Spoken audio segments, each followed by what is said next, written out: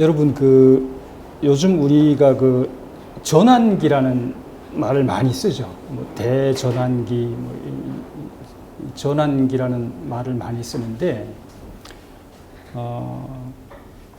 사실 지금 이제 우리나라나 또 이 사회가 어려운 거는 전환할 때 전환하지 못해서 어렵다 이렇게 이제 우리가 얘기를 할 수가 있겠죠. 그런데 이 전환이라는 용어에 우리가 깊게 좀 이렇게 들여다볼 필요가 있습니다. 그러니까 전환이라는 것은 지금 기존에 우리가 믿어오던 어떤 그 도금화된 통념이나 상식 이런 게 통하지 않기 때문에 전환기라고 하지 않습니까? 그 기존에 우리가 믿어오던 통념이나 상식에 기반한 정책들이 잘 워킹이 된다 이러면 굳이 우리가 전환할 필요가 없는 거죠. 그렇다면 전환이라는 것은 과거에서 미래로 전환하는 거죠.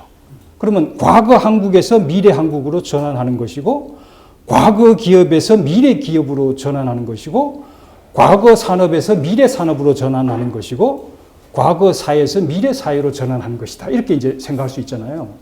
그러면 여기서 중요한 질문이 던져지는 거죠. 자, 그러면 그렇게 전환을 외치는데 전환을 하겠다라는 비전은 찾았느냐? 그 전환의 방향성은 찾았느냐? 그 전환을 무엇에 키를 두고 전환할 거냐? 이 질문이 나와야 되는 거죠. 그리고 이 질문에 대한 답이 없다라는 것은 전환이라는 말만 외치는 것이지 실질적인 전환이 이루어지지 않는 거죠. 저는 지금 대한민국이 한 20년간에 수많은 리더들이, 기업계 리더들, 또 이 정부의 정치계 리더들이 대한민국이 전환해야 된다고 외치긴 했지만 그 전환의 방향키를 아직도 찾지 못하고 있다. 이렇게 이제 보는 겁니다. 얼마 전에 모 철학자가 무슨 신당을 하나 만들어서 이 슬로건을 건너가자라고 정했더라고요. 그것도 같은 용어인 것 같아요. 전환하자, 건너가자. 그러면 저 건너편에 어디로 가자라는 게 분명히 정해져야 되고, 그 다음에 그 건너가는 방법론이 구체적인 전략으로 나와야 되겠죠. 그냥 막연히 저쪽으로 건너가자. 예를 들면 과학기술 강국이 앞으로 대한민국이 가야 될 길이다. 과학기술 강국으로 가자. 이거는 비전이라 할 수 없죠. 그거는 회사에서 돈 잘 벌자라는 거하고 똑같은 소리가 되는 거니까. 그러면 반드시 전환 비전이라는 거는 그 가야 될 방향성이 분명하고 그 방향으로 나아가기 위한 구체적인 로드맵이 있을 때만 그게 전환이라는 게 통한다는 거죠. 예. 그래서 사실 오늘 제가 말씀드리고자 하는 거는 이 전환에 대한 겁니다. 대한민국의 기업이 어떻게 전환할 거냐? 대한민국이라는 나라 자체가 어떻게 전환을 할 거냐? 이쪽으로 이제 생각을 하는 거예요. 저는 학자도 아니고 또 제가 무슨 경제 관료도 아닙니다. 저는 이제 기업에만 30년 몸담았던 사람이 입장에서 제가 오늘부터 이제 2강, 3강 이렇게 한 3일 정도를 이제 여러분들하고 같이 말씀을 나누고 싶은 거는 무슨 학술적인 용어나 어떤 당위성을 가지고 얘기하자는 건 아니고 구체적으로 대한민국의 산업이 어떤 쪽으로 가야 되는지, 또 대한민국의 기업이 어떻게 진화해야 되는지, 또 대한민국 자체가 넥스트 코리아는 어떤 쪽으로 가야 되는지, 그 구체적인 비전이 뭐고 그 비전을 달성하기 위한 구체적인 로드맵이 뭔지를 제가 하나의 어떤 제안을 하는 그런 이제 세션이 되는 거죠. 그러니까 저는 여러분들이 제 얘기를 들으면서 사실 저는 이 얘기들을 누구한테 하고 싶냐면은 지금 대한민국의 기업을 이끌고 있는 CEO들, 지금 대한민국의 재벌 그룹을 이끌고 있는 재벌 총수들, 특히 재벌 3세들, 그리고 지금 대한민국의 대통령부터 이 경제의 방향성을 관리하고 있는 경제 관료들, 또 정치계 리더들, 이런 분들이 제 얘기를 좀 들어줬으면 좋겠어요. 그분들은 제 말에 얼마나 밸류를 두고 들어줄지는 모르겠지만, 그래서 제가 오늘 이렇게 기록으로 좀 남기자라는 뜻에서 제가 윤범기 기자님한테 이제 얘기를 해서 우리 윤 기자께서 삼성을 넘어서는 경영학이라고 아주 좋은 제목을 정해 주셨는데, 제가 이 강의를 통해서 우리 대한민국 기업과 산업이 어떻게 전환할 것인지, 또 그리고 그 대한민국의 대표 기업인 삼성이 또 어떻게 전환할 것인지, 그리고 그 삼성이 뿌리를 내리고 있는 이 대한민국이 어떻게 전환할 것인지 거기에 대한 얘기를 좀 이제 하려고 합니다. 자, 그러면 우리가 여기서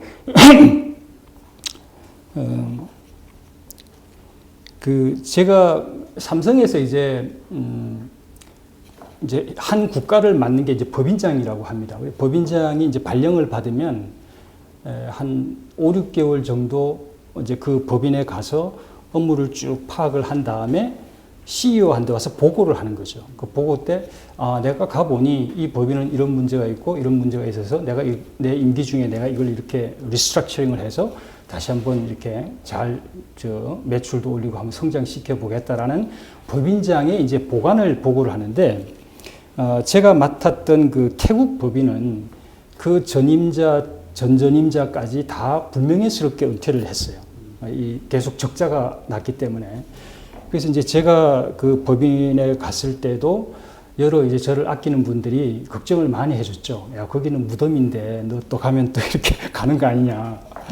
그래서 이제 제가 한 5, 6개월 정도 법인에 가서 이제 법인을 이렇게 바꿔야 되겠다라고 보고서를 작성해서 우리는 이제 각 지역의 사장들이 또 있는데 그 지역 사장님한테도 보고를 드리고, 그리고 이제 비행기를 타고 그 지역 사장님하고 같이 그때 CEO가 이제 윤종용 부회장이었는데 그 부회장님 이제 수원 본사에 이제 가서 보고를 했죠. 근데 그 보고를 하기 전에 순서가 있으니까 본사의 CFO한테도 이제 또 보고를 하고, 또 이제 여러 이제 그 스태프들, 장들한테도 같이 이렇게 보고를 했죠. 그러니까 다 이제, 참 잘했다. 야, 이렇게 하면 이 법인이 살아나겠구나. 야, 이거 뭐 박상무 가서 제대로 봤네. 이러면서 이제 다 칭찬들을 이제 했단 말이죠.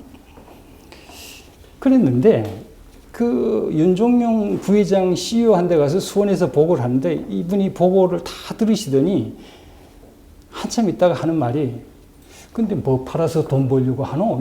이러시는 거예요. 뭐 팔아서 돈 벌려고 하노? 이런 거예요.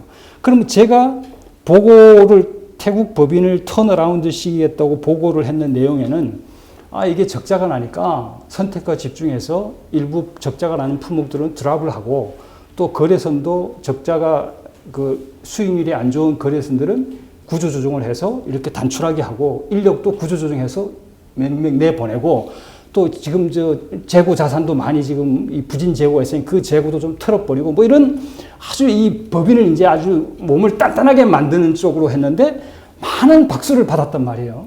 그런데 저는 그때 그 윤 부회장께서 한 말씀 딱 하는 거에 그냥 한 방 딱 얻어맞은 기분이었죠.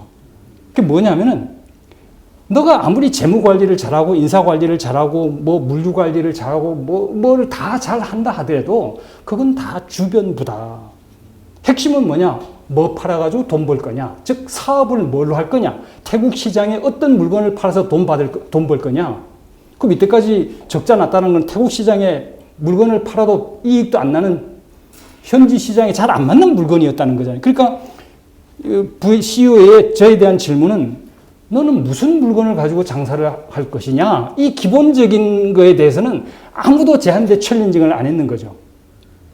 지금 독일이 이제 그 유럽의 병자였다가 경제가 이제 부활을 했는데, 한국에서는 대부분 다가 뭐라고 얘기를 하냐면, 하르츠 노동개혁을 잘해서, 뭐 그분 그때 수상하시던 분도 한국에 와갖고 뭐 하고 했지 않습니까? 그렇게를 이해를 하고 있거든요. 근데 제가 독일의 많은 경영자들을, 베이비 부모, 올드 제너레이션 그 경영자들을 만나서 그 얘기를 하면 아무도 거기에 동의를 안 합니다. 그때 마침 중국 시장이 열렸어요. 폭스바겐부터 시작해갖고 엄청나게 그 막혀있던 독일의 기업들이 중국을 해서 중국 시장이 뻥 터지면서 독일의 경제가 살아났어요. 마침 그때 해픈투비, 하르츠 개혁도 같이 있었던 거죠. 자, 그럼 아까 제가 윤 부회장 얘기와 지금 독일의 이 얘기들은 둘 다가 뭐냐면은 결국은 사업이다. 산업이 뭘로 할 거냐가 본질이라는 거죠. 네. 제가 그 고등학교를 들어갈 때만 해도 금호공고, 뭐 부산기계공고, 뭐 철도공고 이런 데가 우리 또래 중에서 가장 우수한 인력들이 들어갔어요. 그리고 육사를 들어가고 이랬단 말이죠.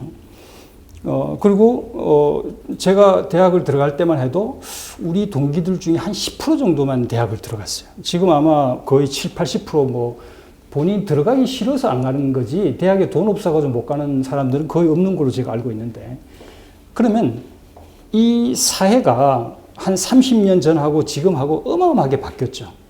아주 고학력 그 지식 사회로 바뀌었고, 또 거기에 따라서 이 사람들의 가치관도 다 이제 바뀌었고, 또 이 시대적인 변화도 많이 일어났고, 그럼 이런 시대적인 변화와 사회적인 변화, 우리 매슬로우 욕구 단계도 보면은 왜 먹고 사는 거 해결이 되면은 자아 실현 쪽으로 올라가지 않습니까?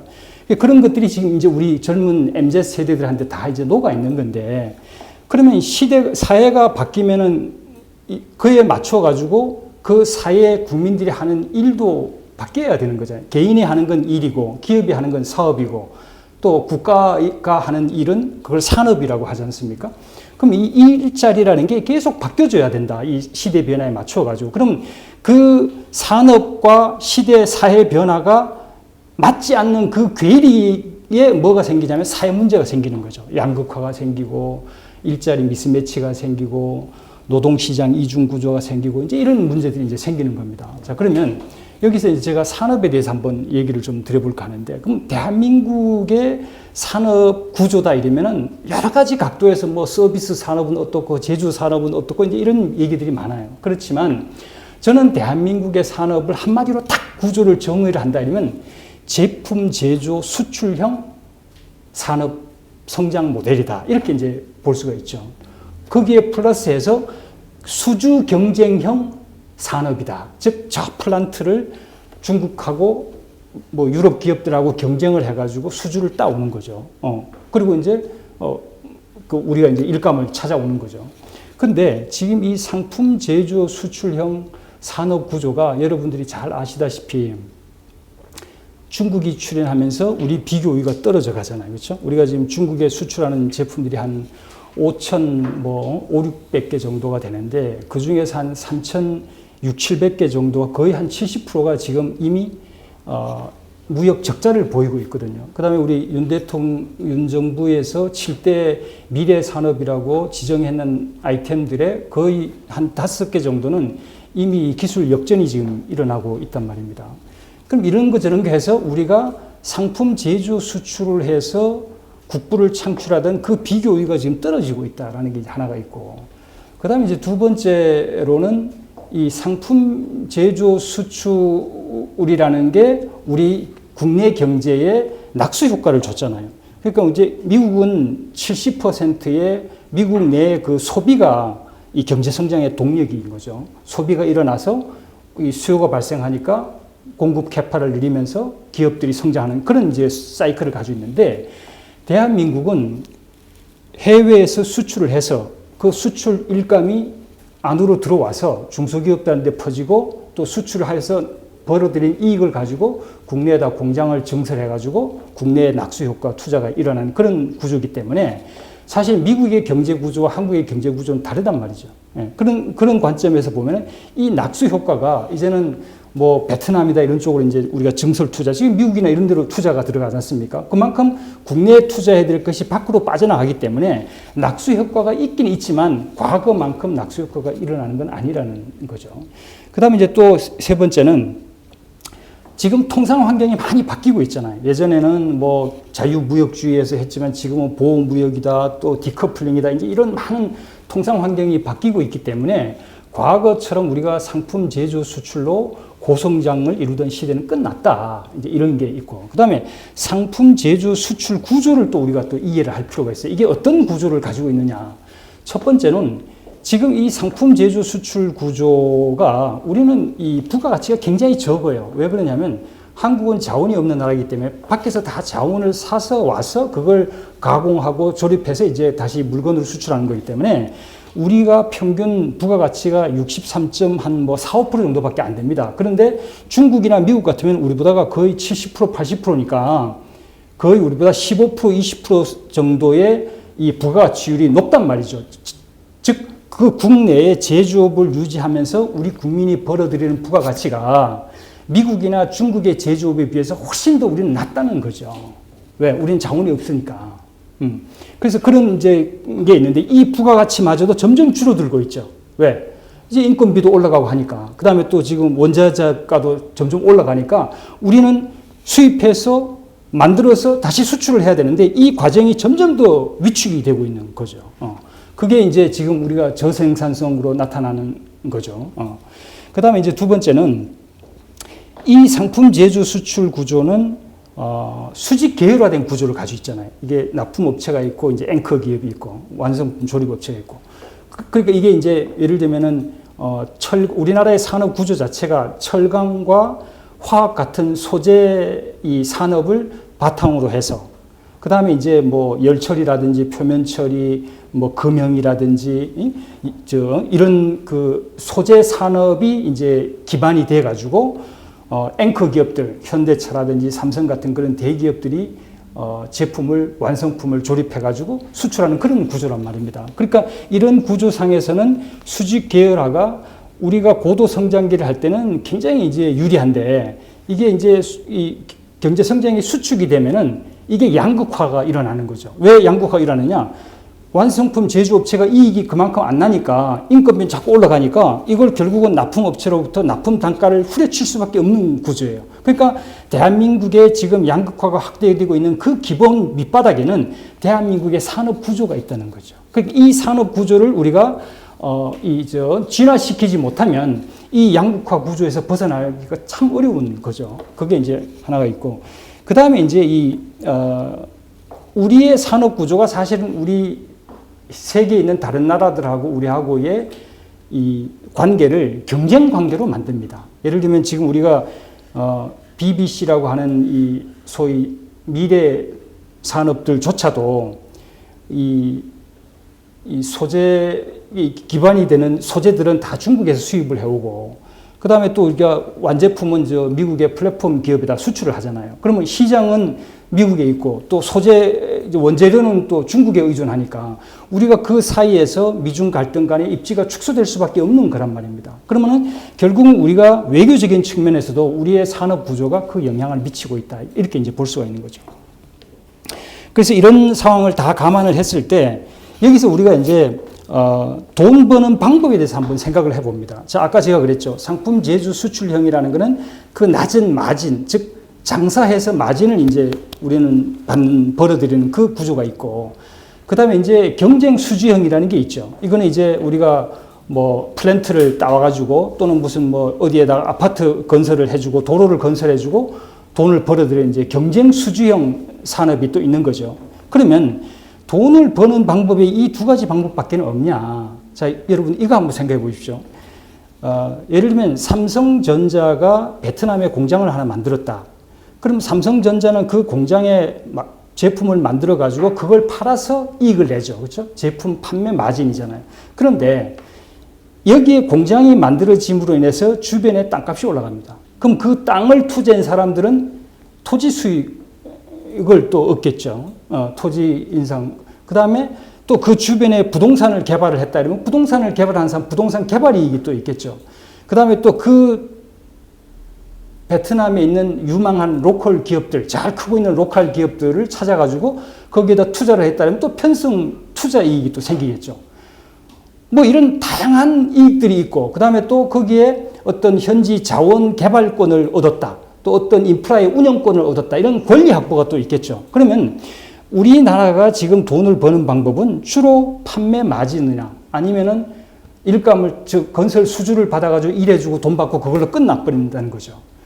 그러면 이렇게 해서 만드는 이 국부라는 거는 굉장히 제한적이다. 이게 이제 1만 불, 2만 불 때는 가능하지만 3만 불, 4만 불 때까지, 5만 불 때까지 가려면은 이 국부의 창출 방법을 이런 단순한 뭐 일해주고 돈 받는, 물건 팔고 돈 받는 그런 국부 창출 수익 모델 가지고는 우리가 5만 불까지 갈 수가 없다. 그럼 국부 창출을 하는 다른 방법론을 우리가 찾아야 된다. 이제 이렇게 이제 되는 거죠.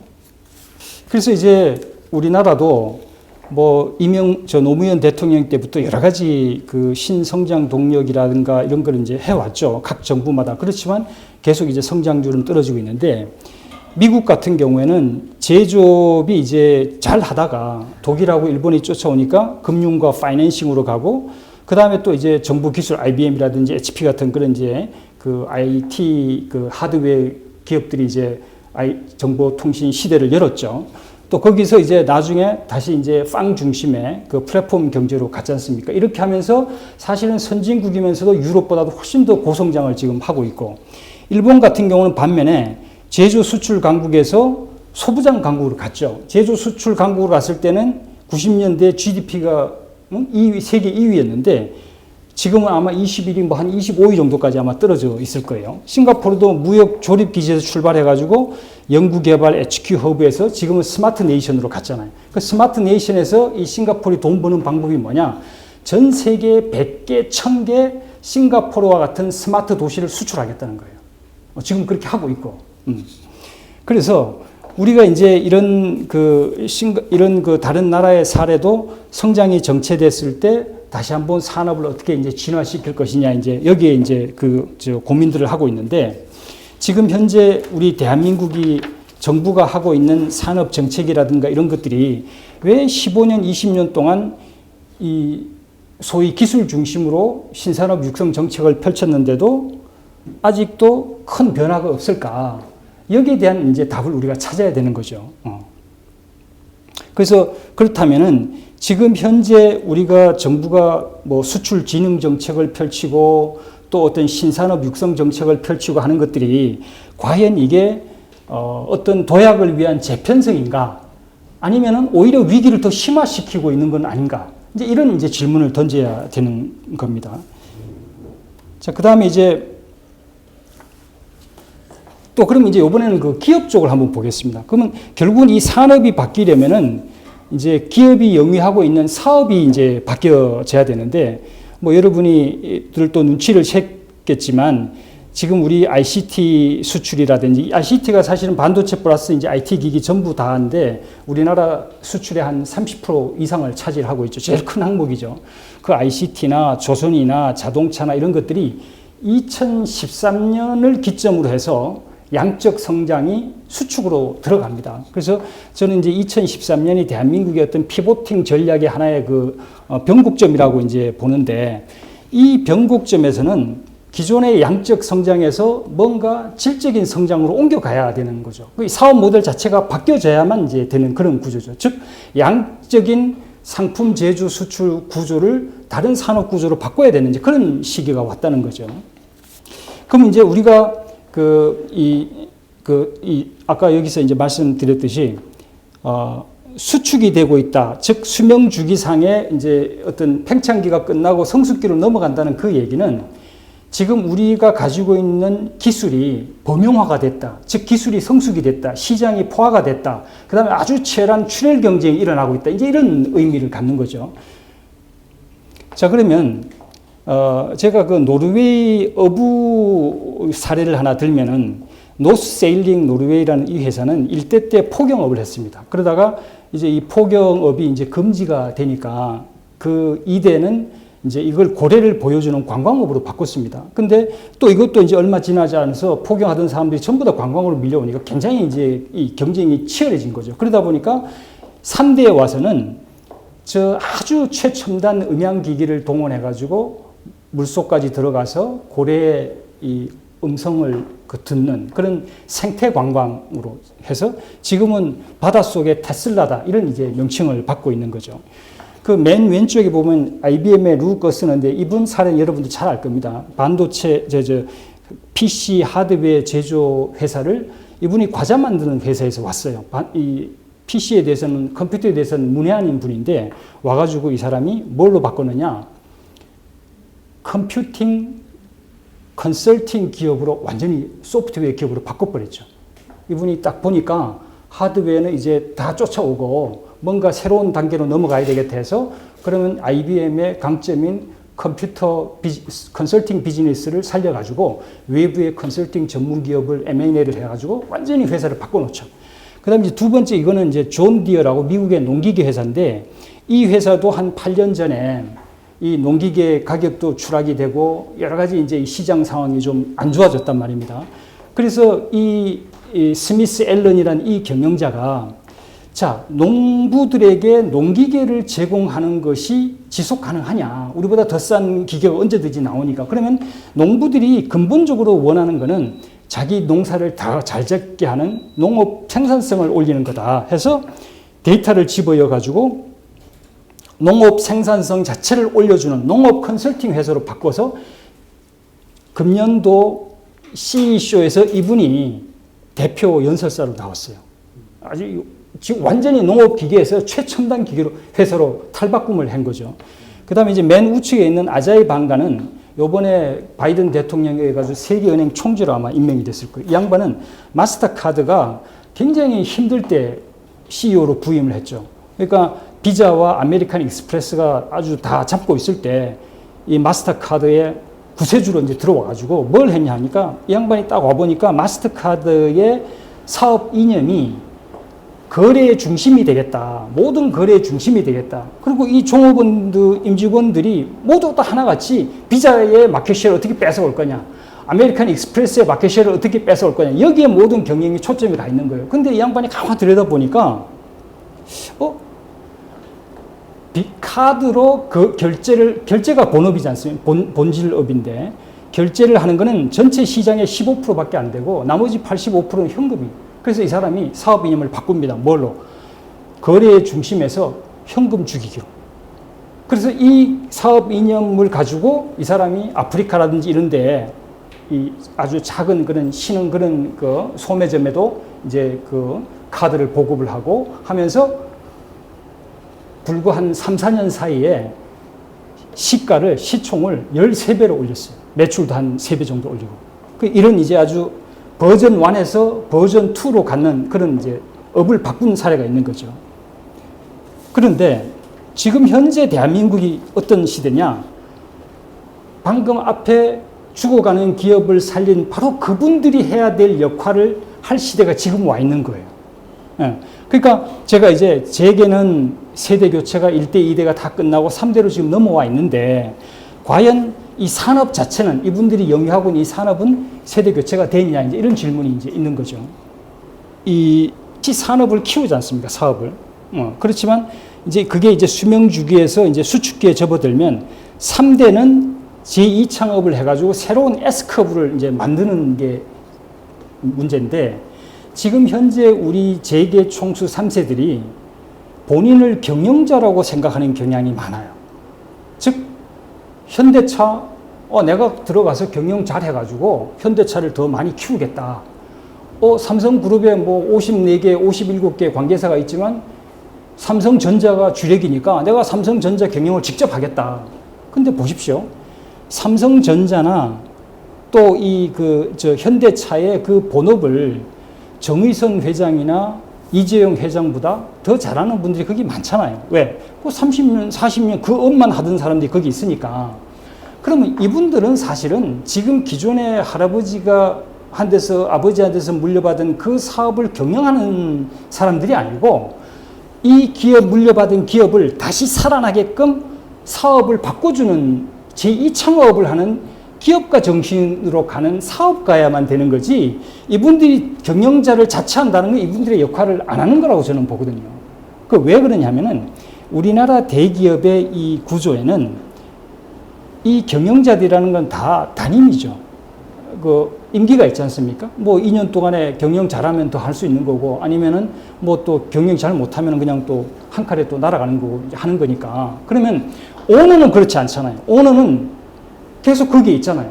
그런데 우리가 사업을 바꾼다라는 게 1, 2년 사이에 3, 4년 사이에 이루어지는 게 아니거든요. 굉장히 장기적인 최소한 7년, 10년 정도를 보고 사업을 바꿔가야 되는 건데 우리 대한민국의 재벌 체제 하에서의 전문 경영자들은 그 숙제를 갖지 않고 있거든요. 그런데 미국은 이미 이 사회로 다 갔기 때문에 이 사회에서 그런 사업을 바꿀 만한 경영자를 데려와가지고 그 사람한테 정권을 주죠. 그런 구조인데 우리는 아직 그런 구조가 아니기 때문에 대한민국의 이 사업을 바꿀 수 있는 사람들의 그 책임은 재벌 3세들한테 그대로 가 있는 거라는 거죠. 거기 있고. 그 다음에 제가 또 왜 이 재벌 3세들의 이 제2 창업도 있고 이제 제2 창업도 있는데 제2창업에 대해 제가 더 이제 강조를 하느냐 하면, 우리가 물론 창업을 해야죠. 그렇지만 제2창업이라는 것은 지금 이미 가지고 있는 리소스가 굉장히 많잖아요. 그러니까 창업을 하더라도 굉장히 단기간에 많은 자원을 동원해가지고 더 큰 해결되지 않는 문제를 해결할 수가 있단 말입니다. 그만큼 사회의 임팩이 훨씬 더 크다는 거죠. 그러니까 이런 재벌 3세들이 제2창업을, 기존 산업을 바꿔가지고 제2창업을 하는 것이 이 사회를 바꾸는데 엄청나게 속도도 나는 것이고 또 그 규모도 크다는 거죠. 이 잔잔한 창업 스타트업에 의해 가지고 이 사회가 바뀌어지는 건 그만큼 이 지난한 시간이 걸리는 거니까. 그래서 뭐 우리가 이제 이 재벌 3세들이 그럼 가만히 있느냐? 그렇지는 않습니다. 지금 보면은 여러 이제 재벌 3세들이, 오너들이 사명을 교체하고 있어요. 사명을 교체한다라는 거는 결국 이제 기업의 정체성을 바꾼다는 거죠. 즉, 그 얘기는 3세들도 아는 거죠. 아, 이제 할아버지, 아버지 시대에서 커오던 이 사업을 이제 바꿀 때가 됐구나.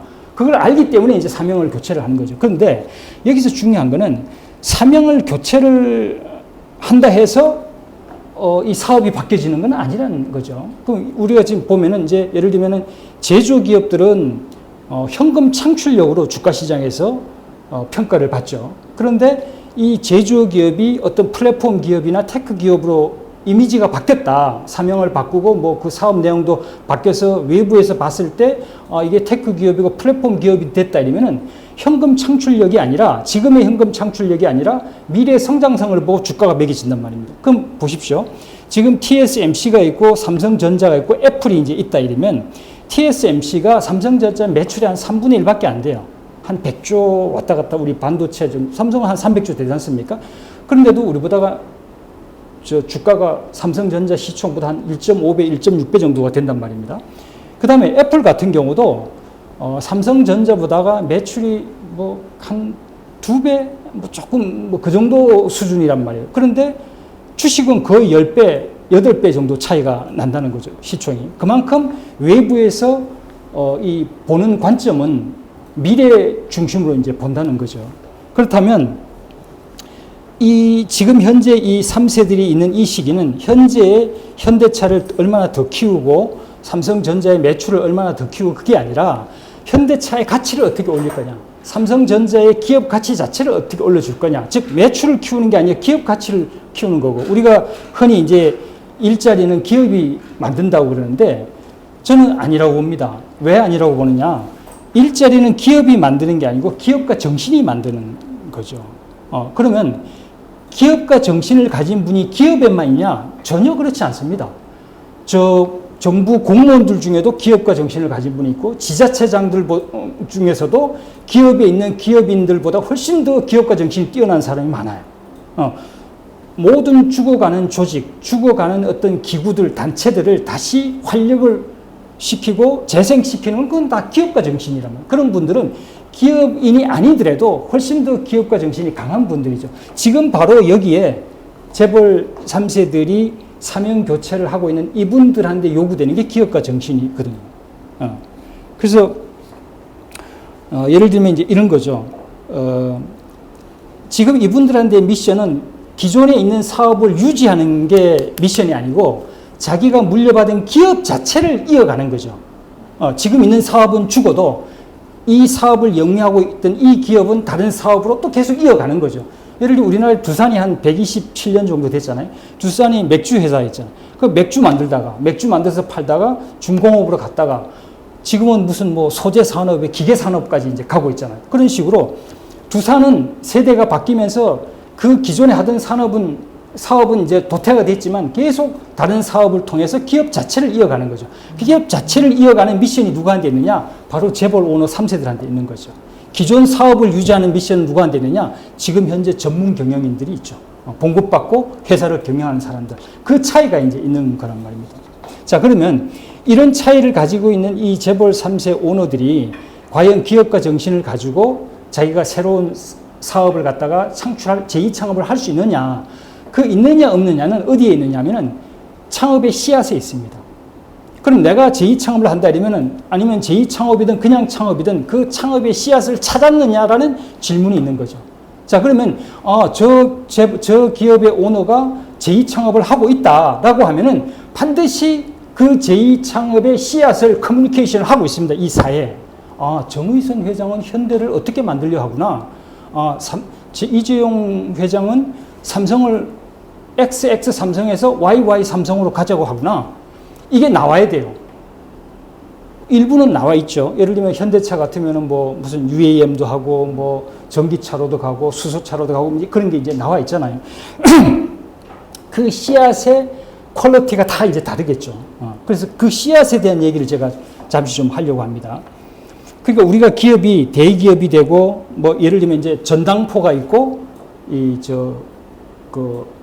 금융 기업이 있지 않습니까? 이 다 업은 다 같은 거란 말입니다. 전파사가 있고 글로벌 전자 기업이 있고 그다음에 또 뭐가 있습니까? 대장간이 있고 포스코가 있고 이게 다 업은 다 같은 거란 말입니다. 그러면 어떤 창업자는 왜 아직도 대장간을 하고 전당판을 하고 그 가게에 머물러 있고 어떤 창업자는 이렇게 글로벌 대기업으로 키웠느냐? 그거는 그 창업자의 창업 마인드, 즉 창업 이념이 있는 거죠. 우리는 뭐 사업 보국이다, 철강 보국이다 이런 게 있는 것처럼. 그러면 이 전당포는 자기가 생계를 유지하기 위해서 뭐 금반지를 받고 돈 내주고 이거 자기 먹고 살기 위해서 하는 거 생각이 거기밖에 안 가 있는 거예요. 그러나 똑같은 전당포를 열었지만 내가 이 사람들이 돈을 쉽게 융통할 수 있게끔 금융 서비스를 제공해 주겠다. 사람들이 돈 걱정 없이 돈을 잘 관리하고 편하게 관리하게끔 내가 그걸 위탁해가지고 해주겠다.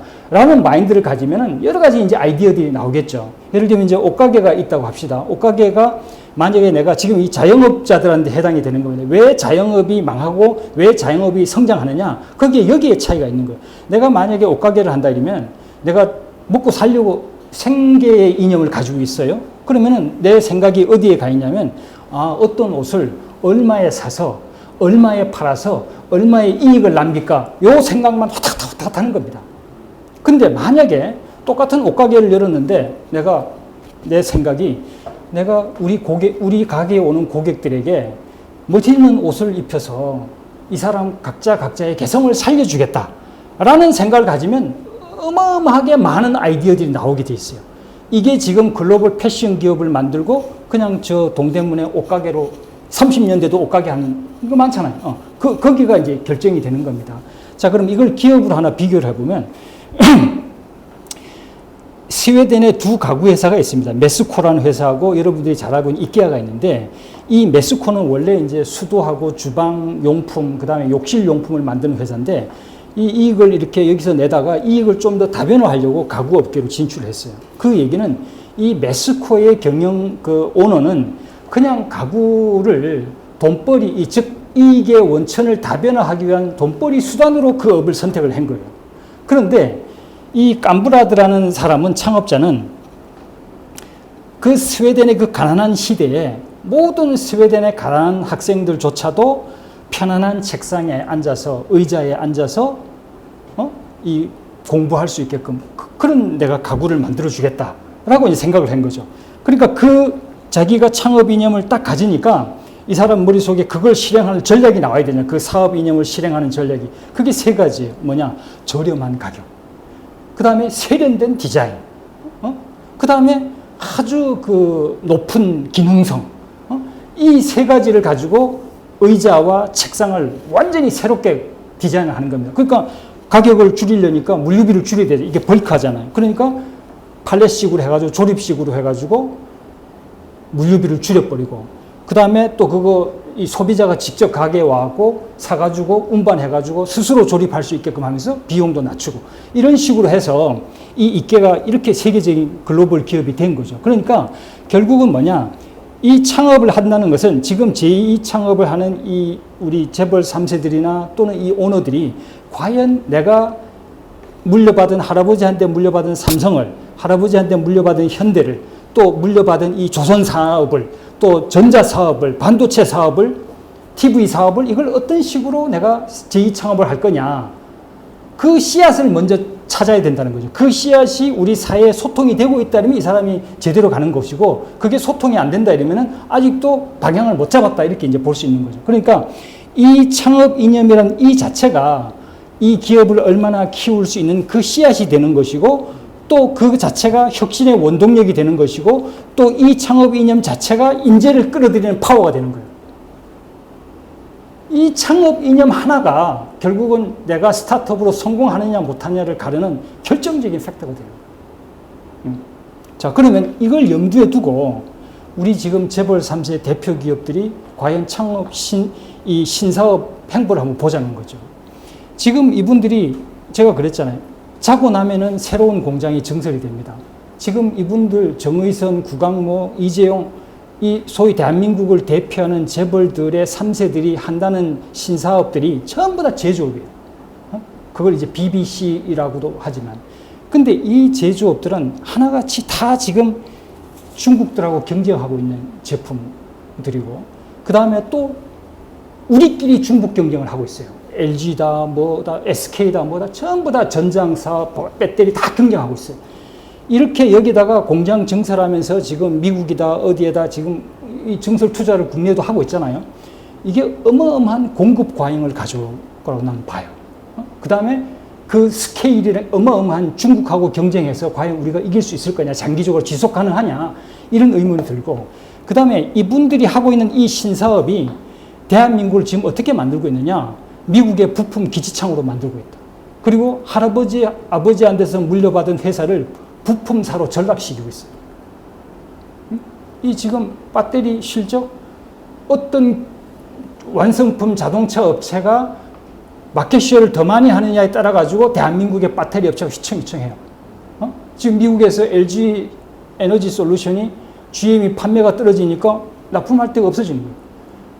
이거는 우리가 중국 시장에 대한민국 경제가 너무 의존해서 휘청거린다, 이제 의존도를 줄여야 된다 얘기하잖아요. 그에 못지않게 한 나라의 경제가 소수 특정 산업에 의존하는 것도 그거 이상으로 위험한 거죠. 그 다음에 이 부품 기지창만 또 문제가 되느냐? 지금 아까 제가 이제 이 부가가치가 우리는 완성 조립업이기 때문에 부가가치가 다른 나라에 비해 적다고 그랬잖아요. 근데 앞으로 이 소위 첨단 산업이라고 하는 제품들도 소재는 대부분 다 중국에서 우리가 의존을 하기 때문에, 또 우리 지금 이 기반이 되고 있는 뿌리 산업들은 우리 국민들이 안 가려고 한다는 겁니다. 거기다가 또 완성품 업체가 양산 조립을 하려면 그만큼 스케일이 중국보다 커져야 되는데, 그것도 우리가 지금 불리한 입장이란 말이죠. 그러면 이 업 자체가 우리 국민들을 쥐어짜기로 갈 수밖에 없어요. 지금 보십시오. 지금 우리 조선 산업이 일감의 한 67%가 다 외주화입니다. 하청을 주는 거죠. 그러면 그 하청과 외주화를 준다라는 건 뭐냐? 이 경쟁력이 떨어지는 이 상품 제조 수출업을 대한민국 국내에서 유지하려고 싼 인건비로 우리 국민을 노동자로 더 오래 쓰려고 버티게 하는 거예요. 지금 현재 우리 산업 경쟁력 제고를 한다라는 그 메시지 하에 나오는 정책들을 가만히 들여다보면은 현재의 산업 구조를 더 유지하려고 하는 관성이 더 강하다는 거죠. 그러면 지금 현재 이 재벌 3세들이 하고 있는 이 소위 제2창업, 그 사람들은 그걸 제2창업이라 하겠지만 이 신사업의 행보는 우리 국민들을 노예로 만들고 있다. 이 대한민국 국내에서 물건을 만들어 가지고 세계 사람들한테 갖다 이 제공을 하려고 이 국민들을 노예로 만들고 있다. 그런 거고. 그 다음에 지금 우리가 탄소 중립을 하고 있는데, 우리가 여기서 보면은 대한민국이 100% 에너지를 수입을 하면 그 중에서 한 18%, 한 20% 정도만 전력 생산에 들어갑니다. 그럼 나머지 80%는 어디로 들어가느냐? 이게 산업의 원료나 연료로 들어가는 거죠. 그렇다면은 대한민국의 탄소 배출의 60% 이상은 산업에서 나오는 거예요. 이 공장에서. 이 공장 국가죠, 대한민국이. 그러면 지금 현재 우리 정부가 친원전이냐, 친재생이냐, 이걸로 나눠가지고 지금 이렇게 서로 이렇게 의견을 나누고 있는데, 사실 이게 본질이 아닌 거죠. 본질은 어떻게 우리가 사용하고 있는 에너지 자체를 줄여줄 거냐, 즉 저탄소 경제로 갈 거냐, 이 개념이라는 거죠. 근데 그거는 지금 손을 안 대고 앞으로 늘어날 그 전력 수요는 그건 돈 케어고 어떻게 이걸 그럼 다 재생으로 바꾸자, 이걸 원자력으로 그러면 원자력 발전소를 더 만들어가지고 이걸 대응해야 된다, 이 논리에 지금 왔다 갔다 하는 거죠. 탄소 중립이라는 이 개념 자체가. 저는 여기에 굉장한 변화가 있어야 된다고 저는 보는 겁니다. 자, 그 다음에 이제 또 마지막으로 하나는 우리가 이제 빅테크라고 하면 흔히 이걸 테크 기업이라고 생각하잖아요. 근데 사실 빅테크는 테크 기업이 아닙니다. 빅 아이디어 기업인 거예요. 예를 들면 우리가 빅테크라고 하는 게 뭐 구글이라든지 아마존이라든지 뭐 이제 이런 애플이라는 이런 회사들이잖아요. 그런데 이런 회사들이 자체적으로 뭔가 기술을 개발을 해가지고 뭘 하는 것은 많지 않아요. 대부분 다 필요한 기술들을 외부에서 M&A로 끌어들여오죠. 그럼 이분들은 뭐냐? 예를 들면 아마존 같으면은 빅 아이디어가 뭐냐? 더 싸게, 더 빠르게, 더 다양한 선택을. 이게 제프 베이조스가 가지고 나온 빅 아이디어거든요. 이게 20년 동안 지금 변하지 않는 창업 이념이에요. 이 창업 이념을 지키기 위해서 자동화도 필요하고 로봇도 넣고 뭐 드론 배송도 하고 다 이 모든 기술이 필요하죠. 그 기술들을 다 외부에서 필요한 기술들을 M&A를 해가지고 하죠. 그럼 이건 무슨 소리냐? 이런 삼성이나 LG나 현대 같은 이런 대기업들은, 대한민국을 대표하는 이 글로벌 기업들은 세계에 영향을 줄 수 있는 그런 빅 아이디어들을 제시할 수 있어야 되는 거예요. 이 제2창업을 한다면은. 자, 그러면 그게 어떤 것들이 있겠느냐. 예를 들면 지금 이제 우리가 경제력 집중이라고 하는데 그 경제력 집중의 내막을 보면은 현대차의 현대차나 현대그룹의 현대차나 삼성그룹의 삼성전자가 아니에요. 왜냐하면 각 그룹의 주력사들은 대부분 다 매출이 70, 80%가 해외에서 옵니다. 그런데 그 그룹 관계사들을 보면 삼성 같으면 삼성생명, 삼성카드, 삼성보험 뭐 많잖아요. 삼성생명, 뭐 삼성증권 많은데 이런 다른 계열사들은 대부분 다가 내수에 뿌리를 두고 있어요. 그러면 결국은 뭐냐? 경제력 집중이라는 것은 재벌 그룹의 대표 기업을 제외한 몇 수십 개 관계사들이 내수 독점의 병폐를 일으키고 있는 거예요. 그러면 최소한 이 재벌 이 3세 총수들이 글로벌 기업답게 무슨 뭐 제프 베조스와 같은 글로벌하게 임팩트를 주는 그런 새로운 창업 이념은 창업 비전은 제시는 하지 못하더라도 최소한 내수 독점의 병폐를 일으키고 있는 그 그룹 산하의 내수 관계사들, 내수로 먹고 사는 그 관계사들을 해외로 물꼬를 터가지고 국내 양극화를 해소할 수 있고 국내 독점을 해소할 수 있는 그 정도는 기본적으로 해야 된다는 거죠. 그런데 지금 이분들의 신사업 행보에서 여러분들 그런 메시지를 들은 적이 있습니까? 없다는 거죠. 자, 그 다음에 이제 제가 마지막으로 이 산업이 바뀌려면은 아까 제가 그랬죠. 이 앵커 기업이 이제 재벌들의 대표 기업들인데 이 재벌의 3세가 새로운 산업 비전을, 사업 비전을, 제2창업 비전을 제시를 해야 이 산업이 이제 바뀌어지는 거죠. 즉, 상품 제조 수출에서 뭔가의 다른 형태로 이제 바뀌어지는 건데, 왜 이게 중요하냐 하면은, 대한민국의 이 재벌 이 기업들은 다른 나라의 대기업들하고 굉장히 좀 이 성격이 다릅니다. 우리가 이제 삼성 가족, 현대 가족 이렇게 했잖아요. 이게 하나의 부족 비슷하게 지금 돼 있단 말입니다. 삼성전자라는 직원은 국내에 한 11만 명이지만 삼성그룹이 영향을 미치는 협력사들 다 포함하고 관계사를 하면은 100만 명이 넘는 가족들이 있단 말이에요. 현대차만 해도 2차 벤더까지 5천 개가 넘습니다. 그 120만 명이 자동차 업계에 지금 종사하고 있거든요. 어마어마한 이 부족 단위가 있는 거죠. 그렇다면 이 재벌 3세들의 제2창업 행보에 따라서 대한민국 국민의 삶이 왔다 갔다 하는 거예요. 일자리, 내가 하는 일의 내용이 왔다 갔다 바뀌는 그런 이제 거라는 거죠. 그래서 이 대기업, 우리가 이제 그 양극화라는 게 사회 문제가 이제 되면은 이 양극화를 해소하는 것에 따라, 어떻게 해소할 거냐에 따라서 이제 우파도 생기고 좌파도 생기죠. 그렇답니다. 그럼 이제 우파 입장에서는 보통 우리가 친기업이라고 얘기를 하잖아요. 그러니까 야 그래도 대기업이 이때까지 나라를 이만큼 성장시키고 이렇게 일자리도 많이 만들고 했으니까 대기업을 인정해야 되는 거 아니냐 해서 어떤 기업에 자유를 주자.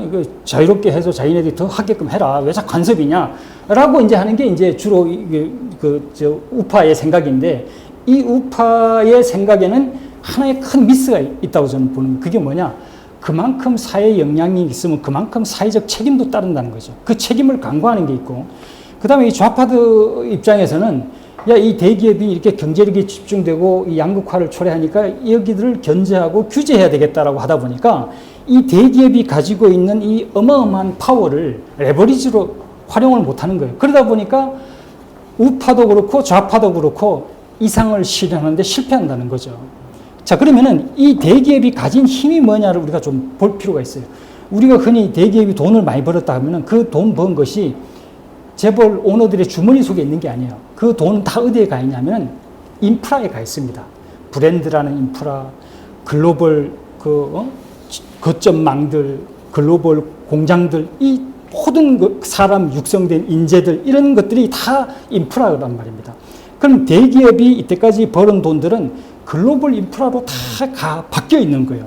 그 글로벌 인프라는 대한민국의 자산이지 어느 이씨 가문의 어느 정씨 가문의 자산이 아니라는 거죠. 그러면 이 국민들이 진짜 이 전력 투구에서 만들어 놓은 이 어마어마한 글로벌 인프라를 스프링보드로 플랫폼으로 레버리지로 활용할 수 있어야 되는 거죠.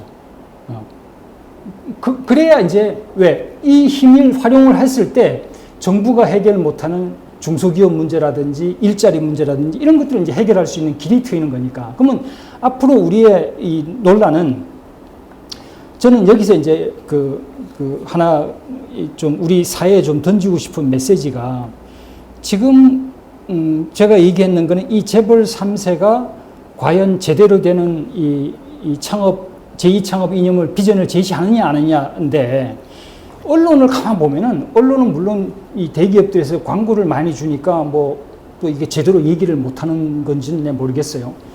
그 다음에 이 또 대학교의 이 소위 학자들, 교수들, 지식인들도 이 대기업의 정부에 대해서는 뭐 정책에 대해서 굉장히 많이 논평도 하고 하는데 삼성, 현대가 제대로 사업을 하고 있냐 안 하고 있냐, 사회적 책무에 맞는 제2창업 비전을 가지고 있냐 없냐, 여기에 대해서는 이런 방구도 없어요. 저는 대한민국의 경영학자들이 다 죽은 것 같아요. 그런데 정작 우리가 우리 이 언론과 이 지식인들 중에서 대기업하고 재벌하면 얘기하는 게 매번 하는 게 뭡니까? 지배구조 얘기하고 이런 거예요. 사실 그 지배구조보다 훨씬 더 중요한 게 뭐냐? 이 사람이 승계를 해서 이 대한민국을 대표하는 이 기업을 다시 한번 도약시킬 수 있는 그 비전을 가지고 있냐, 그 비전을 낼 만한 실력을 가지고 있냐 없냐, 이게 사실 가장 중요한 거거든요. 마이크로소프트가 죽어가는 거를 나델리라는 CEO가 와서 살려냈잖아요. 근데 그걸 우리가 많은 사람들이 야, 그 나델리가 진짜 대단한 사람이다, 그거 나델리가 살렸냐? 그게 아니에요. 마이크로소프트가 원래 개인용 소프트웨어 프로그램 제품을 팔았잖아요. 그걸 갖다가 미래는 클라우드로 가야 된다라고 제시했는 게 그 행동 투자자, 펀드 투자자들이에요. 그걸 뭐라고 그러더라? 액트 벤처인가, 뭐, 벤처 액트인가 하는 그런 그 투자자들이 자기네들이 주가가 떨어지니까 자기네들이 마이크로소프트의 사업을 하다 보니 저게 클라우드가 미래인데 클라우드를 하면 잘할 것 같다는 거죠. 클라우드 위에다가 개인용 소프트를 다 집어넣어가지고 구독 경제형으로 가는 거지 않습니까? 그래서 그런 쪽으로 제안을 해가지고 했단 말이에요. 그럼 지금 대한민국의 지식인들이나 제가 왜 오늘 이 얘기를 꺼내느냐 하냐면 대한민국의 지식인들, 학자들, 분들이 지금 대한민국을 대표하는 재벌 기업들의 재벌 오너 3세들이 제대로 된 제2창업 비전을 내느냐 안 내느냐, 여기에 대해서 많은 논쟁을 하고 인풋을 넣어줘야 돼요. 왜? 아까도 그랬죠. 그 현대차나 삼성전자 내에 있는 봉급쟁이 사장들은 그 사업 자체를 바꾸는 그 숙제를 안 가지고 있는 사람들, 지금 현재 있는 현대차의 매출을 얼마나 더 키울 거냐, 또 TV 매출을 어떻게 더 키울 거냐, 이게 숙제를 가지고 있는 거지. 그러면 그게 아니다 이러면 뭔가 외부에서 CEO를 영입을 해서 정말 삼성과 현대를 바꿀 수 있는 그런 이 보관을 가진 제2창업의 이념을 국민들이 납득하고 공감할 수 있는 인재들이 모여들 수 있는 그런 이념을 가진 사람을 찾아내야 되는 거죠. 그렇게 됐을 때 전환이 되는 거지, 그렇게 되지 않으면 이분들은 하나의 걸림돌이 되어버리는 거예요. 우리 사회의 전환을 막는, 말은 그룹 총수라고 하지만 전환을 막는 걸림돌이 되고 있다. 이 엄청나게 중요한 이 시기에. 그래서 제가 오늘 이제 이 기업이 문제다, 산업이 문제다, 또 이 사업이 문제다라는 주제를 가지고 한 시간 정도 말씀을 이제 드렸고, 제가 뭐 질문을 이제 있으면 질문을 좀 해주시고, 제 2강에서는 그러면 제가 이렇게 이제 재벌 3세들의 창업 이념과 비전에 대해서 얘기를 많이 했는데, 그럼 당신은 뭐 구체적인 그런 생각이 있어서 그 얘기를 하느냐, 아니면 그냥 하는 소리냐? 다음 2강 수요일에 구체적으로 삼성이 이건희 경영 그 시대를 지나서 미래의 사회적 책무도 담으면서 다시 한번 새로운 S커브를 그릴 수 있는 그런 비전이 뭔지, 그걸 아주 구체적으로 제가 말씀을 드릴 거예요. 그 다음에 그리고 그 비전, 그리고 이제 오늘 제가 창업 이념을 얘기를 많이 했습니다. 먼저 제2창업을 하려면 창업의 비전을 새로 찾아야 된다. 그 창업 이념을 찾아야 된다. 그러면 이 창업 이념을 어떻게 찾을 거냐? 그 구체적인 방법론을 제가 다음 주 수요일에 운용혁신이라는 용어로, 경쟁 우위 혁신에서 운용혁신으로 바꿔야 된다는 걸로 해서 어떻게 하면은 그 창업의 씨앗을 찾을 거냐. 그리고 그 사례를 직접 삼성 그룹에 적용해가지고 삼성이 어떻게 제2창업을 할 것이냐를 얘기를 할 것이고, 그 다음 마지막 수요일에는 그러면 그 운용혁신이라는 제2창업의 이념, 즉 나라도 제2창업을 해야 되니까 제2창업의 이념을 찾을 수 있는 방법론을 그대로 대한민국에 적용해서 수출 강국, 제조 강국, 기술 강국이라는 나라가 어떻게 전환할 수 있느냐, 그 전환 비전을 말씀을 드리도록 하겠습니다. 네, 이상입니다. 네, 감사합니다. 우리가 이제 일감이라는 게 현장 일감이 있고 본사 일감이 있습니다. 그럼 이제 우리가 국내를 보면은 본사는 서울에 있고 사업장이 주로 이제 지방에 있죠. 지방에는 공장이 있으니까 현장 일감이라 우리가 이제 얘기를 합니다. 뭐 주로 이제 제조업이다 이러면은 단순 생산 기능직으로 되겠죠. 그다음에 이제 본사는 이제 서울에 있는데 그 본사 일감 있죠. 그 본사 일감은 이제 제조 현장을 지원하는 일인데 대부분 다 지식 서비스 일감이죠. 예를 들면 인사, 관리, 마케팅, 상품 기획, R&D, 물류, 법무, 뭐 이런 모든 아주 굉장히 다양한 지식 서비스업이 이제 본사 업무가 되는 거죠. 그 다음에 이제 그러다 보니까 우리가 이제 지방에 있는 사업장이 코스트 경쟁력이 떨어지면서 그 공장의 물량 캐파가 베트남이다 중국으로 이전을 하면서 그 물량 자체는 해외에 나가서 커지니까 서울에 있는 본사는 더 커지죠. 국내 물량, 해외 물량 더 플러스가 되니까 오히려 이제 해외 쪽을 지원하기 위해서는 더 다양한 지역 전문가도 필요하고 현지 마케팅 인력도 필요하고 현지 또 R&D 인력도 필요하고 그 지원한 인력들이 점점 더 본사 인력은 커지죠. 그게 지금 지방에 있는 청년 인구들이 수도권으로 옮겨오는 가장 밑바닥의 흐름이죠. 예, 그러면 우리가 대한민국을 전체 다를 본사 일감 중심으로 바꿀 수가 있죠. 지금 대한민국의 생산 캐파의 국내 캐파의 70%가 수출용입니다. 우리 내수를 담당하는 한 30% 정도밖에 생산 설비가 안 되는 거죠. 그러면 우리가 이 70%가 되는 물량이 지금 수축 단계에 들어와서 점점 공장 일감 가동률이 떨어지고 있는데 여기 있다 보면 이제 죽는 거예요. 그냥 도태되는 거죠. 지금 저 중소기업들처럼. 그러면 이걸 가지고 우리가 해외에 나가서 이 70%의 공장 설비를 해외로 보냈다. 그리고 거기서 생산하면서 현장에서 일감이 늘어났다. 그럼 우리 국내는 그 늘어난 일감을 지원하기 위한 다양한 지식 서비스 본사 일감 위주로 재편성이 되는 거죠. 제가 말씀드리는 게 이해가 됩니까? 자, 예를 들면 삼성전자는 TV를 단 한 대도 대한민국에서 생산하지 않습니다. 그렇지만 14년 동안 지금 전 세계 TV 마켓시에 1등을 하고 있거든요. 저 수원 공장에 가면은 한 3, 4만 명 정도의 우리 인력들이 전부 대졸 인력들, 석박사 인력들이 있습니다. 그분들의 일감이 어디서 오겠습니까? 해외의 현장 일감이 늘어나면서 오는 거죠. 그래서 제가 주장하는 바는 그 공장들을 국내에서 우리 저 인건비 올라가고 하기 싫어하는 이 청년 세대들이 하기 싫어하는 단순 생산 기능직 그쪽에 몰아넣어가지고 노예화 시키지 말고 그 일감들은 그 나라에서 그 일감조차 존중하고 기술자가 대우받는 나라들이 있단 말이에요. 기능공들이. 우리가 옛날에 30년 전에 그랬잖아요. 기술자, 공고 나온 출신들, 대우받던 그런 나라들이 있다는 거죠. 그 나라에 보내가지고 일감을 더 키운 다음에 우리는 그 나라를 지원하는 본사 일감 체제로 가는 거죠. 그게 지식 서비스죠. 그렇다면, 그렇게 해가지고 제가 대한민국의 공장을 다 문 닫으라는 얘기는 아닙니다. 아까 제가 얘기했죠. 30%는 국내에 남아가지고 이게 뭔 역할을 하느냐? 허브 역할을 하는 거죠. 마더 팩토리. 그럼 우리는 허브 앤 스포크 전략이 되는 거죠. 대한민국은 거대한 제조의 허브, 즉 제조업과 관련된 본사 일감, 지식 서비스를 담당해서 전 세계에 스포크가 있는 거죠. 미국에도 공장이 있고 아프리카에도 공장이 있고 중남미에도 공장이 있고 거기에서 우리 공장 일감들이 다 올라가는 거죠.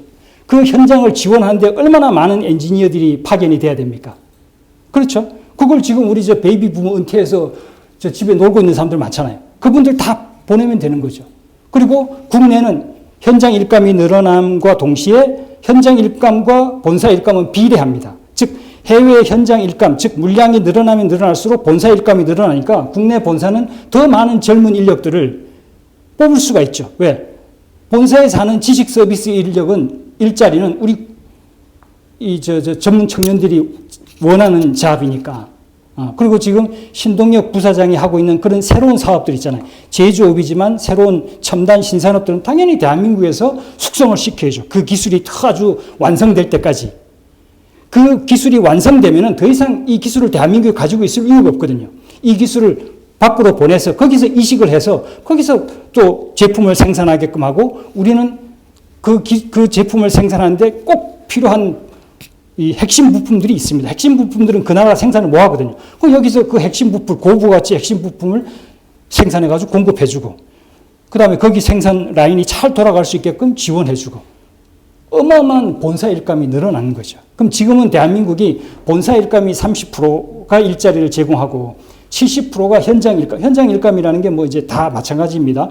건설의 시공 부문도 있고, 철강의 조강 부문, 조선의 건조 부문, 또 뭐 섬유의 봉제 부문, 그 다음에 뭐 반도체 같은 이런 거는 조립 부문, 이런 부분들이 다 현장 일감들이라는 거죠. 그리고 이 현장 일감은 그 현장 기술이 사람 손에 다 숙련된 그 작업자들의 손에, 몸에 체화되어 있는 거라는 거죠.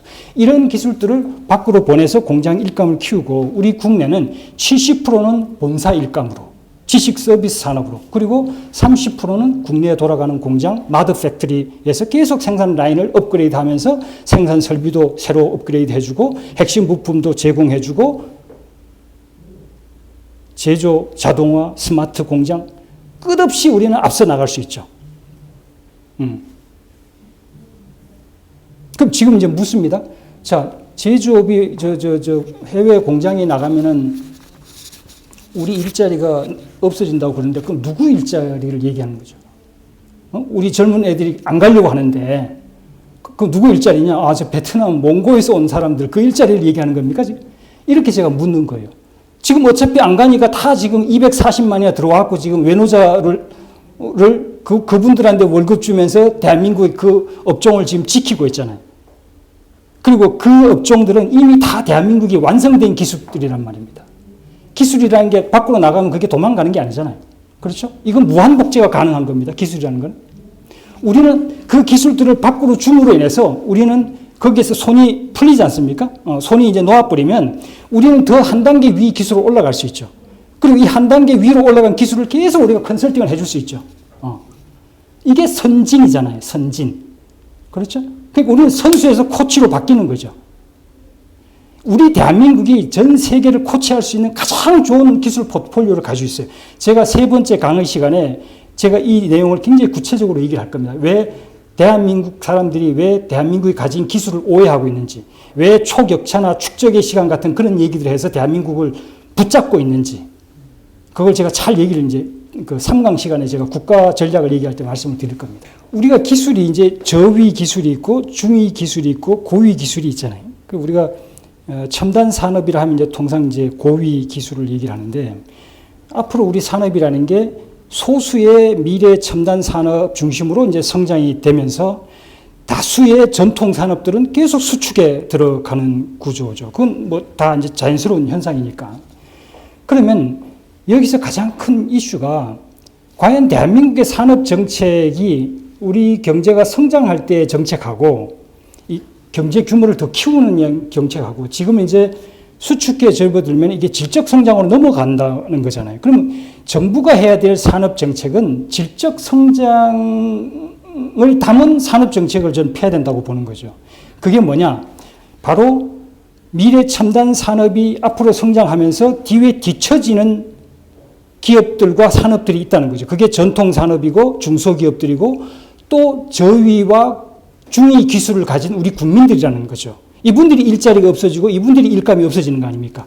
그렇다면 정부 입장에서는 무슨 반도체, 시스템 반도체를 더 키우고 바이오를 더 키우고 이런 거는 민간이 충분한 역량과 자본도 지금 가졌기 때문에 뒤에서 그분들이 하는 걸 뒷받침만 해주면 되는 거고, 실제 정부가 가져야 될 산업 정책은 저위, 중위 기술을 가진 우리 국민들도 어떻게 일자리를 마련해 줄 거냐.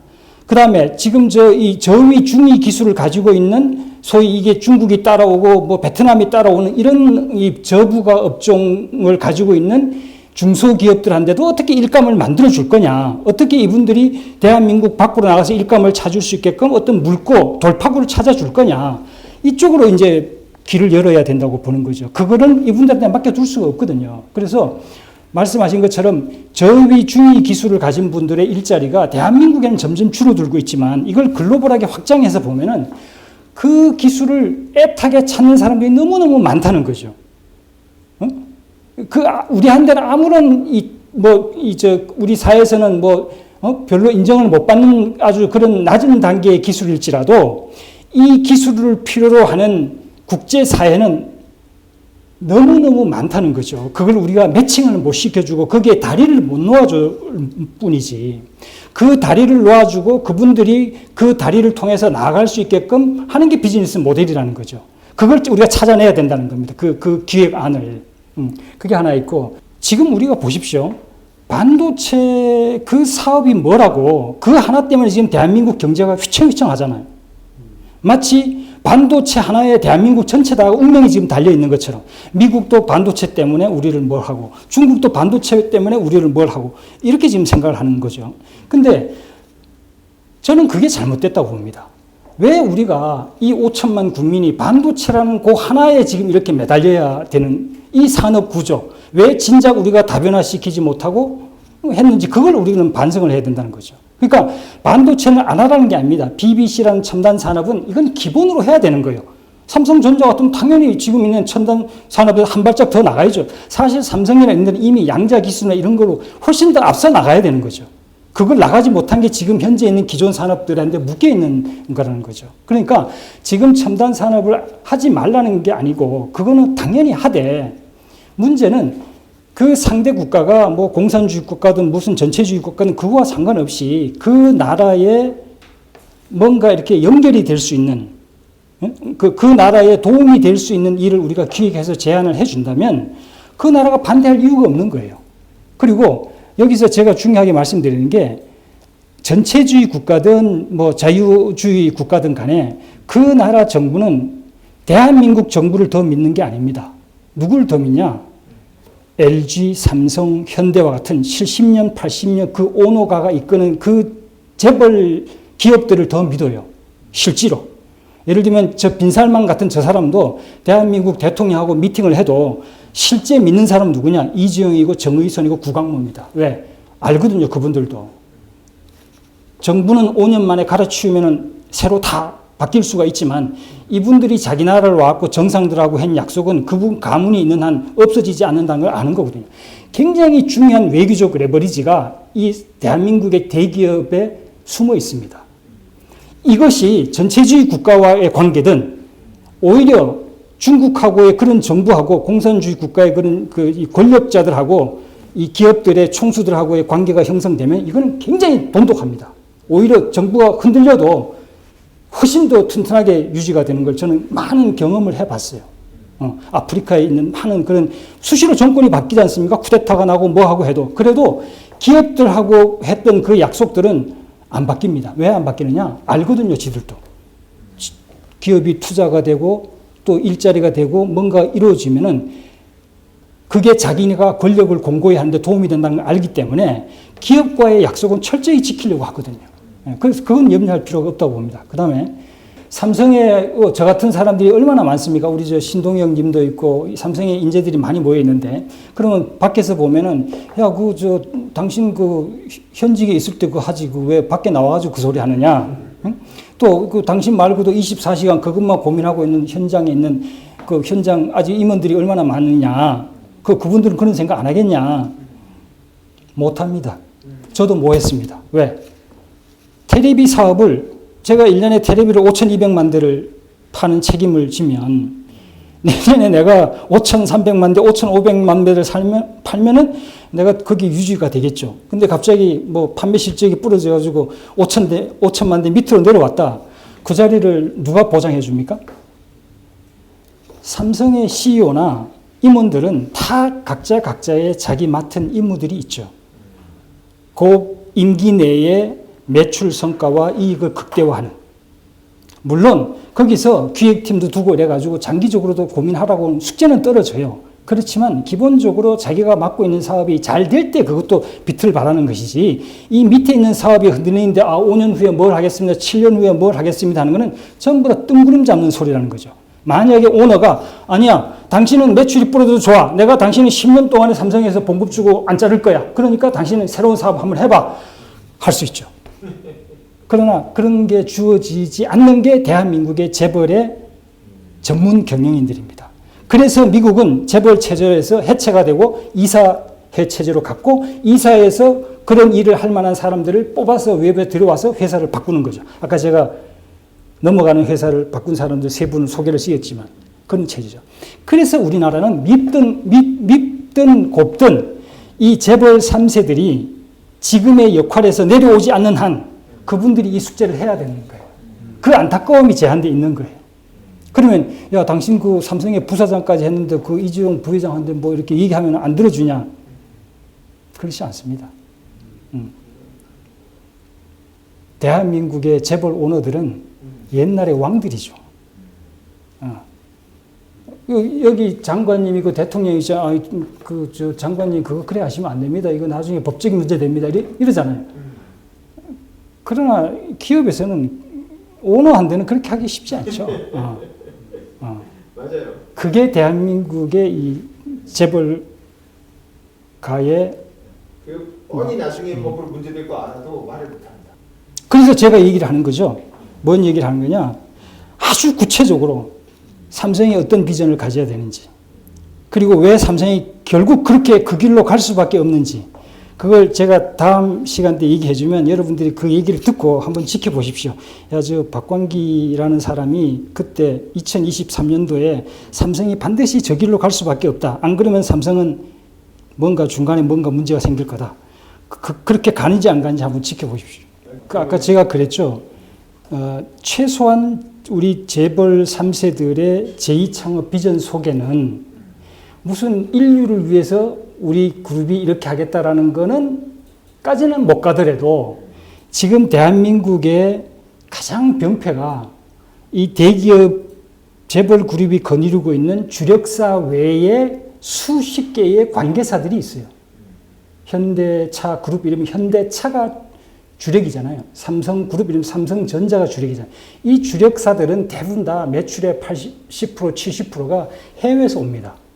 그럼 지금 현재 국내 시장에 독점적 피해를 주는 거는 이 관계사들이에요. 각 그룹 주력사 외의 관계사들, 이 관계사들이 뭔가 국내에서 눌러 앉아 있는 한 이 좁은 내수 시장에서 중소기업이 클 수 있는 길도 막히고 일가 몰아주기, 이 모든 이 내수 독점의 문제가 생기는 거죠. 이 관계사들을 밖으로 뺄 수 있는 그거는 최소한의 책무다라고 제가 얘기를 드린 거예요. 그래서 이 양반들이 무슨 전 세계 인류의 지금 저 실리콘밸리의 그 소위 창업가들이 하는 얘기가 공통된 메시지가 있잖아요. 인류의 당면한 문제를 해결함으로써 더 나은 세상을 만들겠다. 그게 지금 이 팡을 이끌고 있는 창업가들의 마인드란 말입니다. 이분들이 무슨 특별한 기술을 가지고 있는 게 아니에요. 그 마인드예요. 우주로 가자, 화성으로 가자. 테슬라, 일론 머스크가 뭐 하든 페이팔 만들던 사람이 갑자기, 스페이스 X를 만들어가지고 화성에 도전을 하고, 이 테슬라 전기차를 만들고, 아마존의 제프 베조스는 책 팔던 사람 아니에요. 책 팔던 사람이 갑자기 지금 크라우드를 하고, 그것도 위성 쏘고 그러잖아요. 기술은 그 사람이 가지고 있는 생각에 의해서 딸려온다 이거지. 모으는 거죠. 모아서 새로 일으키는 거죠. 그러니까 이 우리나라 대기업 재벌 3세들이 그 정도 야망은 못 가졌다 하더라도 최소한 대한민국이 경제력이 집중되는 그 근본이 되는 관계사들의 내수 독점 병폐만이라도 피하려면 이 관계사들을 밖에서 뭔가 활로를 찾을 수 있는 길을 열어주는 것은 최소한의 책무 이행이라는 거죠. 이게 반드시 제2창업 비전에 들어가야 된다는 거예요. 지금 스웨덴의 발렌베리가 그 스웨덴 GDP의 한 25% 정도 차지를 해요. 근데 스웨덴에 가서 스웨덴의 발렌베리를 저거 컨트롤이 안 되는 기업이라고 합니까? 아니거든요. 그러니까 기업이 규모가 커가지고 그 힘을 제대로 못 쓸 때 그게 이제 컨트롤이 안 되는 거고 경제력 집중이고 폐해가 발생하는 거죠. 그러나 그 거대한 힘을 가진 이 기업이 그걸 사회적 문제를 해결하는 데 해가지고 해결을 하는데 기여한다면 그거는 오히려 사회적 존경이 오죠. 그 규모가 큰다는 그 힘 자체가 두려움의 대상이 되는 게 아니고 그게 그 힘이 사회 문제를 해결하는 레버리지로 작동을 하면 국민들이 그걸 존경하죠. 제2창업의 비전이 그걸 담고 있어야 된다는 거예요. 그게 이제 CSR이라고도 하고 최태원 회장이 얘기하고 있는 재무적 밸류와 사회적 밸류를 같이 일치시켜야 된다 이러잖아요. 제가 볼 때 제2창업이라는 거는 지금 재벌들이 많은 사회공헌 활동을 하고 있잖아요. 그 사회공헌 활동 자체가 돈을 벌어들이는 사업 모델과 일치할 때 이게 사업가가 되는 거거든요. 즉 존경받는 사업가가 되거든요. 사회로부터. 그런데 아직도 그 길을 우리가 못 찾고 있어요. 지금도 보면은 말로는 재무적 가치하고 사회적 가치가 일치되고 이래가지고 한다고 하지만 실질적 내용을 딱 들여다보면은 돈 버는 건 따로 있고 이거는 이걸 하기 위해서 사회적 가치라고 얘기를 하는 것이지 사회적 가치 자체가 예를 들면 삼성이 지금 CSR 한다고 무슨 스마트 스쿨 수백 개 전 세계에다 지금 하고 있잖아요. 거기서 돈 나옵니까? 근데 삼성이 만약에 전 세계 글로벌 에듀투어 디지털 교육 플랫폼, 원격 교육 플랫폼 사업을 한다. 그래가지고 저 아프리카에 있는, 저 학교가 없는 그 학생들한테도 삼성전자 TV나 삼성 핸드폰 이걸로 해가지고 세계 강남에 있는 일타 강사의 강의를 듣게 한다. 그 다음에 대한민국에 있는 사교육 문제를 해결한다. 그러면 국민들이 삼성을 존경하겠어요? 존경하지 않겠어요? 그 힘을 어떻게 쓰느냐에 달려 있는 것이지 그 등치가 그 힘이 얼마나 세냐 안 세냐는 저는 그건 두 번째 문제라는 거죠. 지금은 그 힘을 제대로 못 쓰기 때문에 그 힘을 못 쓰고 국내에 묶어둬가지고 국내에서 내수 독점이라는 병폐를 일으키기 때문에 재벌 독점이라 그러고 재벌 독과점이라고 하는 거지. 그 힘을 우리 문제를 해결하는 쪽으로 터닝을 해버리면 그 힘은 존경을 불러온다는 거죠. 그리고 실제 재벌 3세들이 내면을 들여다보면 그분들은 1조, 2조 돈이 아닙니다. 그분들이 원하는 것은 할아버지, 아버지로서 나한테 물려받은 이 가문의 영광이에요. 이 가문. 정씨 가문, 이씨 가문, 구씨 가문. 이 옛날에 부족이잖아요. 부족이 모아져가지고 한 나라가 되잖아요. 지금 그런 가문이거든요. 그럼 이분들이 원하는 궁극적인 목적은 뭐냐? 할아버지한테 창업한 그 회사가 3세인 내가 와서 사회로부터 존경받는 거예요. 그럼 사회로부터 존경받으려면 뭘 해야 되냐? 힘만 세진다고 되느냐? 절대 안 되죠. 뭘 해? 실제 사회 문제, 정부가 해결하지 못하는, 나라가 해결하지 못하는 문제를 삼성이 가지고 있는 인재, 삼성이 가지고 있는 자본, 삼성이 가지고 있는 기술, 삼성이 가지고 있는 글로벌 네트워크, 이걸 활용을 해가지고 문제를 해결할 때 그때 존경이 오는 거란 말이죠. 그런 것이 지금 제2 창업 비전에 담겨 있어야 이분들이 인정받는다는 거예요. 그 얘기를, 그럼 구체적으로 그게 뭐냐? 어떤 사업이, 그런 사업이 있냐? 그걸 제가 다음 주 수요일 날 얘기를 드리겠다는 겁니다. 알겠습니다.